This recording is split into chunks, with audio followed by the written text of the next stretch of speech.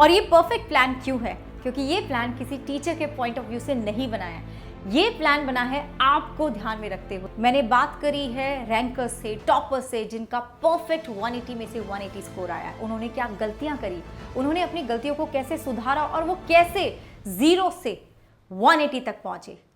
Physics एक ऐसा subject जो नीट एस्पिरेंट की प्रिपरेशन में मेजर प्रॉब्लम बन जाता है। एक ऐसा सब्जेक्ट जहां पे कॉन्सेप्ट पे बहुत ज्यादा ध्यान देना पड़ता है, रटाफिकेशन 0 है, जहां पे आपको इन डेप्थ नॉलेज होना चाहिए सब्जेक्ट का, सो दैट आप उस चीज को अप्लाई करके क्वेश्चंस को सॉल्व कर सके। एक ऐसा सब्जेक्ट जहां पे 180 में से 180 का वो परफेक्ट स्कोर लाना थोड़ा डिफिकल्ट है। यस, बहुत सारी चीजें मैं बोलूंगी कि 1% आपके लक पे भी डिपेंड करता है, लेकिन लक फेवर्स दोज जो बहुत मेहनत करते हैं, हार्डवर्क करते हैं। तो मैं आपको बोलूंगी कि दैट 180 में से 180 लाना थोड़ा सा डिफिकल्ट है, लेकिन अगर आपके पास सही प्लान हो, सही स्ट्रैटेजी हो एंड दैट डिटर्मिनेशन हो कि चाहे कुछ भी हो जाए, नो मैटर व्हाट, मैं अपने गोल के लिए, अपने लक्ष्य के लिए कुछ भी कर जाऊंगा, कुछ भी कर जाऊंगी, then yes you can get that perfect 180 में से 180 का score. I am so confident, I can assure you कि इसके बाद आपको इस तरह की कोई वीडियो नहीं देखनी पड़ेगी कि फिजिक्स में 180 में से 180 कैसे स्कोर करा जाए। And to be very honest, यही वो टाइम है जब आप 180 में से 180 स्कोर कर सकते हो। 1 महीने के बाद, 2 महीने के बाद ये बात मैं नहीं बोल पाऊंगी। सो दिस इज द टाइम। और ये परफेक्ट प्लान क्यों है? क्योंकि ये प्लान किसी टीचर के पॉइंट ऑफ व्यू से नहीं बनाया है। ये प्लान बना है आपको ध्यान में रखते हुए।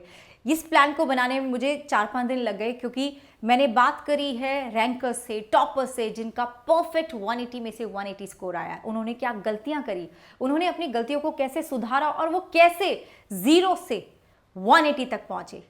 And only that plan can help you. और इस प्लान को मैंने बहुत ही अच्छे तरीके से 3 स्टेजेस में डिवाइड करा है। वीडियो को लास्ट तक देखना है, क्योंकि एक भी अगर पॉइंट छूट गया तो समझ लेना कि फिजिक्स का वो जो परफेक्ट स्कोर है 180 में से 180 का, वो नहीं हो पाएगा। Let's get started. I am doctor Gargi Singh and if you are new to my channel, जरूर इस चैनल को सब्सक्राइब करिए, क्योंकि यहाँ पे बहुत ही अमेजिंग, बहुत ही ऑसम कंटेंट आने वाला है। एंड ऑल्सो मेरे टेलीग्राम चैनल को भी आप ज्वाइन करिएगा, क्योंकि वहाँ पे आपको फ्री स्टडी मटेरियल मिलेगा नीट रिलेटेड, आपको पीडीएफ मिलेंगे, क्वेश्चन प्रैक्टिस के लिए मटेरियल मिलेगा। एंड ऑल्सो यूट्यूब पे मेरा डिटेल्ड कोर्स चल रहा है and this is the best biology course जो मैं यूट्यूब पे चला रही हूँ, डिटेल्ड है। I am a very consistent teacher. मैं आपकी प्रैक्टिस क्लासेस भी ले रही हूँ, फ्री प्रैक्टिस क्लासेस भी ले रही हूँ, उन सब का लिंक आपको मेरे टेलीग्राम पे मिलेगा। सो this is your one stop solution for 360 में से 360 in biology. Trust me, you should attend my class. आपको मेरी एक क्लास तो अटेंड करनी चाहिए। 3 बजे मेरी क्लास होती है। तो now coming to the physics plan. मैंने पूरे प्लान को स्टेजेस में डिवाइड कर दिया है, स्टेज 1, 2, 3। स्टेज 1 आपका चलेगा अगस्त से दिसंबर या फिर मिड जैन तक। अगर आप ऑलरेडी शुरू कर चुके हैं तो आप भी ये सोच के चलिएगा कि दिसंबर तक या मिड जैन तक आपका स्टेज 1 खत्म हो जाएगा। स्टेज 1 में होगा क्या? स्टेज 1 में सबसे पहली चीज, if you are starting now, अगर आप 0 से ही शुरू कर रहे हैं तो आपको पता होना चाहिए आपका सिलेबस क्या है। अभी आजकल बहुत ज्यादा चल रहा है कि नई एनसीईआरटी से पढ़ें, पुरानी से पढ़ें। सो एक बात मैं आपको बताऊंगी कि फिजिक्स में जो भी चीजें आपकी डिलीट हुई हैं नई एनसीईआरटी में, they are all related topics. आप उनको एनीवे स्किप ही नहीं कर सकते हो। अब चाहे नोटिफिकेशन आए या ना आए, आपको पुराना सिलेबस करना ही करना है। तो आपके लिए कुछ नहीं बदला है, ये लेके चलना है। दूसरी चीज, सिलेबस कंप्लीशन, जो मैंने बोला कि हो जाना चाहिए दिसंबर या फिर मिड जैन तक। नाउ उसके लिए आपको एक टीचर सर्च करना पड़ेगा। अब आपको उस टीचर के साथ पढ़ना है जिसका पढ़ाया हुआ आपको समझ में आता है, इर्रिस्पेक्टिव ऑफ द फैक्ट कि आपका दोस्त क्या बोलता है, आपके दोस्त का फेवरेट टीचर कौन है, आपके बड़े भाई का फेवरेट टीचर कौन था, आपकी बहन का फेवरेट टीचर कौन था। नहीं, आपको वो देखना है जो आपको समझ में आए, वही आपके लिए बेस्ट टीचर है। जो क्वेश्चन भी बहुत सारे प्रैक्टिस करवाते हूँ फिजिक्स में, बड़ा ही ज़्यादा इंपॉर्टेंट है कि आपको बहुत सारे क्वेश्चन, अलग अलग वेराइटी के क्वेश्चन प्रैक्टिस करने हैं। So this is very important. Lecture लगाना है, उनके साथ ही नोट्स बनाने हैं।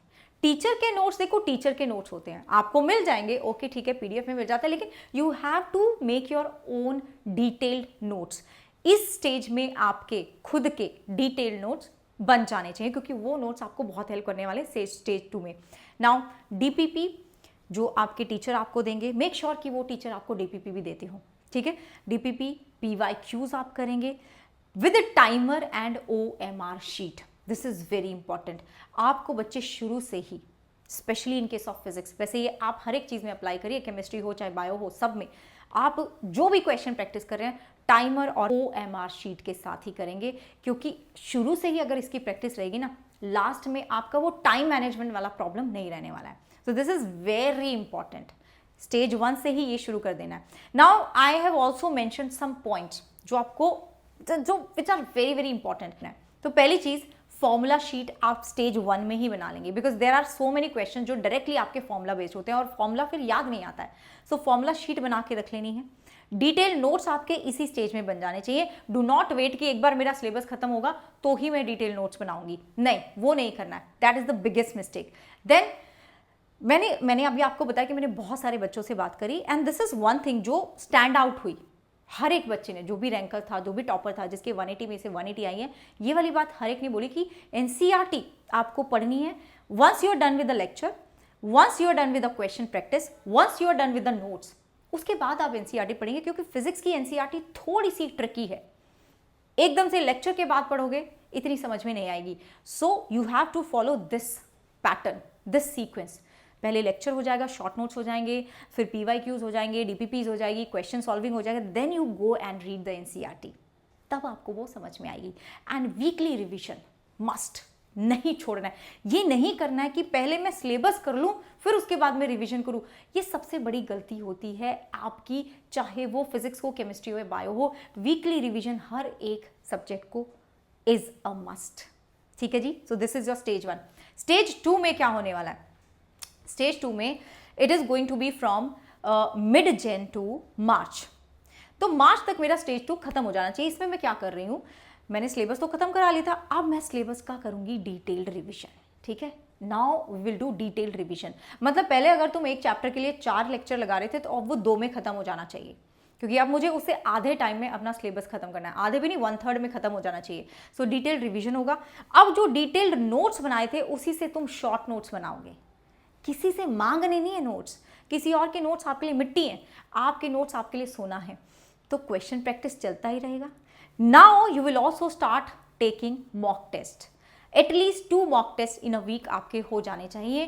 पूरा वो माहौल बना के, ठीक है, OMR शीट रख के, टाइमर रख के, सारा का सारा वो माहौल बना के, सो दैट आप उस टाइम पर जब आपका डी डे आए तो आप पैनिक ना हो, तो आप बिल्कुल प्रिपेयर्ड हो। अब आएगी stage 3, which is April and I would say 4-5 days of May।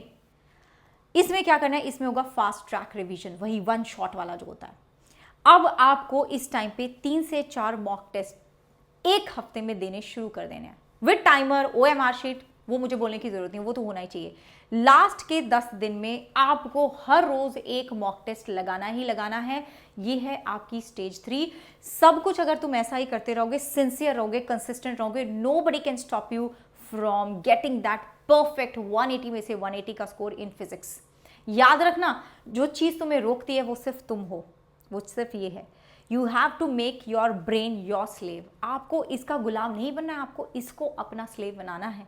यही है जो रोकती है, जो बताती है कि फिजिक्स डिफिकल्ट है। It is not difficult, it is just in our head कि वो डिफिकल्ट है। अगर टॉपर्स, अगर रैंकर्स 180 में से 180 ला सकते तो तुम क्या कम हो? नहीं, you also have that sort of spirit. भी उतना ही हार्डवर्क कर सकते हैं, आप भी वहां तक पहुंच सकते हैं।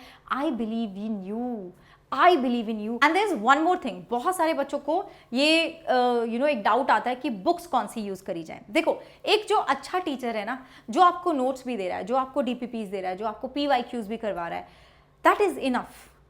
लेकिन अगर आपको फिर भी लगता है कि नहीं, मे बी आपको लगता है कि मेरे को इनफ प्रैक्टिस नहीं कराई जा रही है, मे बी आपको लगता है कि शायद मुझे वो टीचर ही नहीं मिला जो इतनी सारे क्वेश्चन को करवाए, then you can go for the books that I suggest, जो मुझे मेरे बच्चों ने बताई है, that is DC Pandey and SL Arora. These are very nice books जिनसे आप प्रैक्टिस कर सकते हैं। और सबसे इंपॉर्टेंट चीज़ याद रखना, अपने ऊपर पूरा कॉन्फिडेंस लेके चलो, अपने अंदर वो फाइटिंग स्पिरिट लेके चलो कि जब भी यार बीच बीच में ऐसा टाइम आएगा जब आपको लगेगा कि नहीं, आपसे नहीं हो पाएगा, अपने आप को पिक करना है, अपना चीयर लीडर बनना है और अपने आप को बताना है कि नहीं, मैंने जो सपना देखा था उसके ऊपर काम करना है। यार वो सपना क्यों देखा था, क्यों अपने पेरेंट्स को वो सपना दिखाया था। सो फाइटिंग स्पिरिट रखनी है। यार लड़ना खुद से ही होता है, किसी और से नहीं लड़ना होता, और जो अपने आप से लड़ जाता है ना वही जीतता है। So just remember one thing, that fighting spirit, that confidence is going to take you places. And last में आपको एक ही बात बोलूँगी कि अगर आपको ये वीडियो अच्छा लगा और मेरी बहुत मेहनत लगी है इस वीडियो पे, तो वीडियो को ज़रूर लाइक करना, शेयर करना, कमेंट में ज़रूर बताना कि मैम #no matter what, कुछ भी हो जाए मुझे अपना गोल लेके जाना है, मुझे अपने आप को प्राउड फील कराना है, मुझे आपको, अपने टीचर्स को प्राउड फील कराना है, मुझे अपने पेरेंट्स को प्राउड फील करवाना है। And do subscribe to the channel and I see you in the next one. Bye bye, take care.